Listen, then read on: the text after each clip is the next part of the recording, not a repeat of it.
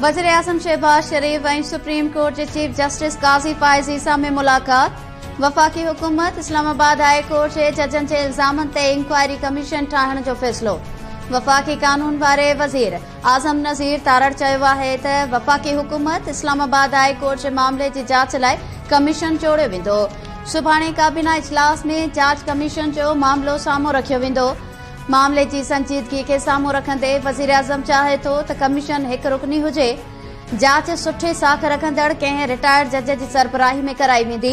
जजिस जो ख़त मिसकंडक्ट आहे या न, इहो मामलो अदालत ते छॾियूं था।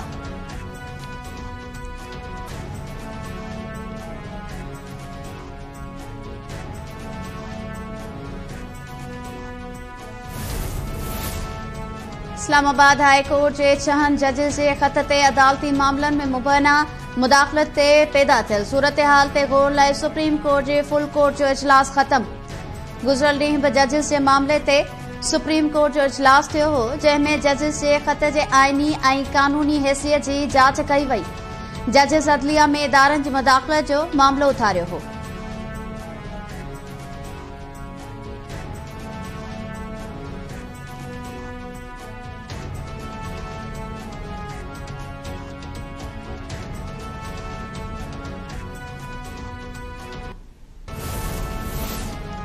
पीटीआई पारां जजिस ख़त ते हुकूमत जे इंक्वायरी कमीशन जोड़ण वारो ऐलान रद्द करे छॾियो।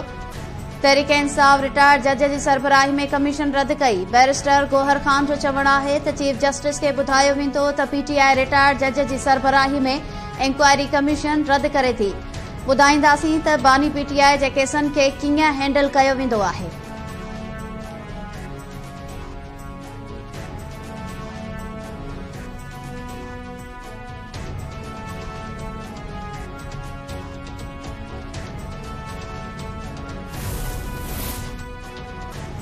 महांगाई जे मारियल अवाम खे बिजली जो झटको। नेपरा बिजली जी क़ीमत में 5 रुपया फ़ी यूनिट वाध जी मंज़ूरी ॾेई छॾी। वाध फ़रवरी जे माहवार फ्यूल एडजस्टमेंट जी मद में कयो वियो। तफ़सीली फ़ैसिलो बाद में जारी कयो वेंदो। अघ में वाध सां ख़रीदारनि ते 40 अरब रुपयनि जो इज़ाफ़ी भार पवंदो। सुप्रीम कोर्ट फ़ौजी अदालतुनि खे 9 मई बाबति महफ़ूज़ कयल फ़ैसिलो मशरूत तौर ते ॿुधाइण जी इजाज़त ॾेई छॾी।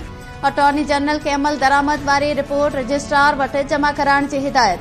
अदालत चयो त रुगो अहिड़नि केसनि जा महफ़ूज़ कयल फ़ैसिला ॿुधाया वञनि जिन में जवाबदार ईद खां अॻु आज़ाद थी सघनि। जस्टिस मोहम्मद अली मज़हर चयो त कोशिश कई वञे त हुननि खे ईद खां 3-4 ॾींहं पहिरीं आज़ाद कयो वञे।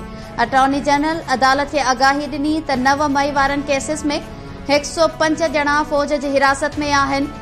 जवाबदारनि खे आज़ादीअ लाइ 3 मरहलनि मां गुज़रणो पवंदो। 20 केसनि में जवाबदारनि खे सज़ा आई त बि ईद खां अॻु आज़ाद थी वेंदा। अदालत ॿुधणी अप्रैल जे 4 हफ़्ते ताईं मुलतवी करे छॾी। इलेक्शन कमीशन केपी में सेनेट चूंड मुलतवी करण जो इशारो ॾेई छॾियो। इलेक्शन कमीशन में केपी में सेनेट चूंड मुलतवी करण बाबति दाख़िल दरख़्वास्त ते ॿुधणी थी। इलेक्शन कमीशन चयो त मख़सूस सीटुनि ते हल बरदारी वारे अदालती हुकुम ते अमल नथो थिए त केपी जी हद ताईं सेनेट चूंड मुलतवी कई वेंदी। वफ़ाक़ी काबीना 24 अहम शख़्सियतुनि जा नाला ईसीएल में शामिल करण जी मंज़ूरी ॾेई छॾी। घरू विज़ारत जे सर्कुलेशन समरी ज़रिए मंज़ूरी ॾिनी वई। पीटीआई अॻवान बाबर आवान जो नालो ईसीएल मां कढण जो फ़ैसिलो। बाबर आवान जो नालो दिसंबर 2023 ते अल कादर ट्रस्ट केस सबब ईसीएल में शामिल कयो वियो हो।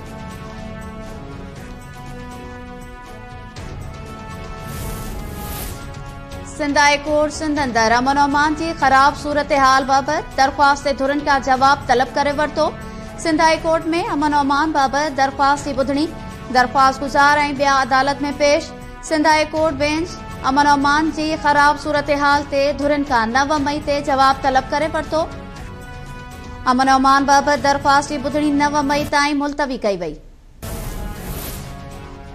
शहीद जान मोहम्मद महर क़त्ल केस में नामज़द जवाबदार जी ज़मानत वारी दरख़्वास्त ते ॿुधणी मुलतवी। सिंध हाई कोर्ट बेंच में जवाबदार बशीर महर जी ज़मानत वारी दरख़्वास्त ते ॿुधणी थी। सिंध हाई कोर्ट बेंच जवाबदार बशीर महर जी ज़मानत वारी दरख़्वास्त ते ॿुधणी 3 अप्रैल ताईं मुलतवी करे छॾी। ॿुधणी दौरान फरियादी करमुल्ला महर आसिफ महर, वकील सुहेल अहमद कोसो ऐं ॿिया अदालत में पेश थिया। फरियादी करमुल्ला महर जो चवणु आहे त अदालत मां इंसाफ़ जी उम्मीद आहे। अदालत जवाबदारनि जी ज़मानत वारी दरख़्वास्त रद्द करे। शहीद जान मोहम्मद महर जे क़त्ल केस जो मुख्य जवाबदार अञा ताईं आज़ाद घुमी रहियो आहे।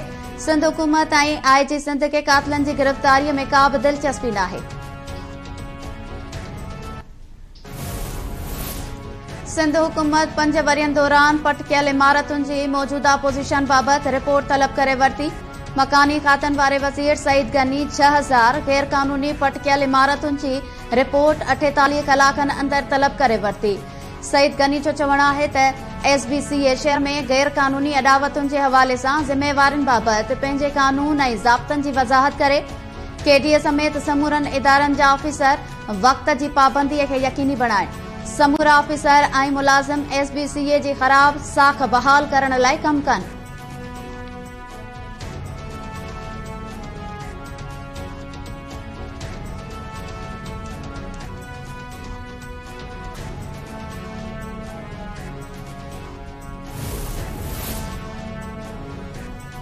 शिकारपुर जे गढ़ी तेगो मां हथियारबंद हिक ॻोठाणे खे अगवा करे विया।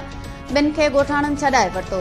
ॻोठाणनि मूजिबि हथियारबंदनि रुस्तम वासी मोहम्मद मुराद, पीर बख्श ऐं अब्दुल करीम चाचड़ गढ़ी तेगो वञी रहिया हुआ त मोरी मोड़ वटि हथियारबंदनि खे हिन अगवा करण जी कोशिश कई।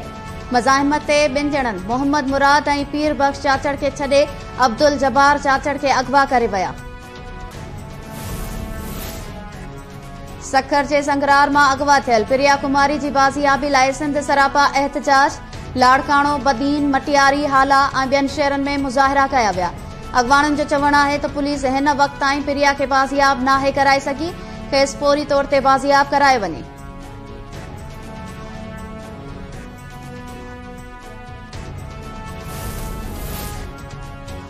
कंदकोट जे कच्चे में रेंजर्स ऐं पुलिस जे ॾोहारियुनि ख़िलाफ़ जारी ऑपरेशन जो को बि नतीजो साम्हूं न अची सघियो। ज़िले जे 12 मुग़विन मां हिकु बि बाज़ियाब न थियो। पुलिस रुगो ॾोहारियुनि जे थाकनि खे बाहियूं ॾेई मोटण लॻी। उस्ताद अल्लाह रखियो नंदवाणी ऐं शहीद पुलिस एहलकार मोहम्मद इस्माइल डाहाणी जा कातिल बि गिरफ़्तार न थिया।